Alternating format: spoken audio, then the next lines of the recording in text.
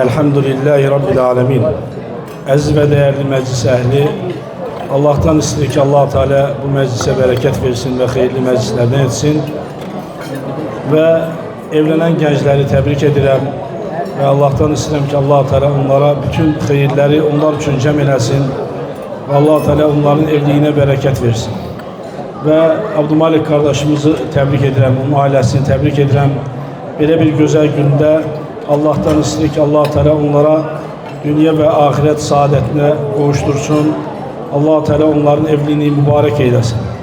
Hakikaten de evlilik sadece dünyavi bir mukabele değil, dünyavi bir bağlantı değil.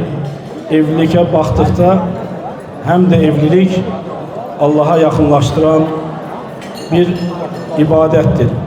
Allah katında ibadet anlamına gelen bir emeldir. Ve böyle olduğu halde her bir Müslüman evliliğin yani meksedini derk etmesi lazımdır ki Allah Teala o evliliğe bereket versin ve hayırlı evliliklerden etsin. Çünkü evlilik dediğimiz gibi sadece dünyavi bir mukabele değil, hem de Allah'a yakınlaştıran, Allah'a ibadet olunan bir vasıtadır. Hem de yani evlilik sayesinde evliliğin bir diğer meksedi de olur ki insan öz iffetini koruyor ve salih aile kurur ve evlatlarını imanda, itaette terbiye ediyor. Yani evliliğin meksedleri bunlardır. Ve ona göre de her bir evlenen gence nasihatim odur ki, tövsiyem odur ki evliliği Allah'a yakınlaştıran bir vasıtadır. Ve bunu yani evlenirken bu şeyleri derk etmek, bu hisleri geçirmek her bir gence yani vacip olan, her bir genci düşündüresi bir emellerden biridir. Sadece dünyavi meksed için yok, yani Allah'a yakınlaştıran, Allah'a bağlayan bir emel olduğu için ve insan öz iffetini evliliği sayesinde koruyor ve insan evliliği sayesinde salih aile kurur, evliliği sayesinde evlatlarını imanda, itaette terbiye edin.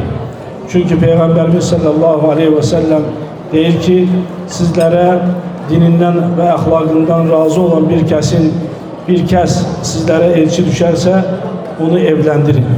Hakikaten de evliliğin esas temeli, esas meksedi Allah'ın rızasını kazanmak, salih bir aile kurmaktır. Ve buna göre de yani görselen de odur ki her iki aile Allah'ın yolunda, itaatinde duran ailelerdendir. Ve Allah'tan isterim ki Allah Teala onlara bu evlilikte bütün güzellikleri, bütün hayırları onlar için cem eylesin. Ve Peygamberimiz sallallahu aleyhi ve sellem evlenen gençler için derdi ki Barakallahu lekuma ve baraka aleykuma ve cema beynekuma fi hayr. Ve yine de Allah'tan istedim ki Allah Teala sizlere salih, sağlam zürriyet nasip eylesin. Allah Teala evliliğinize bereket versin. Allah'ın razı kaldığı şekilde ve Peygamberimiz sallallahu aleyhi ve sellem'in sünnesine uygun olan şekilde yani bu evliliği sürmeye nasip eylesin. Ve yine de kardeşimiz Abdülmalik kardeşimi tebrik ederim. Ve Allah'tan istedim ki Allah Teala ona bu evliliği de yani uğurlar, bu evlilikte bütün hoşbəxtlikləri nasip eylesin. Esselamu Aleyküm ve Rahmetullahi ve Berekatuhu.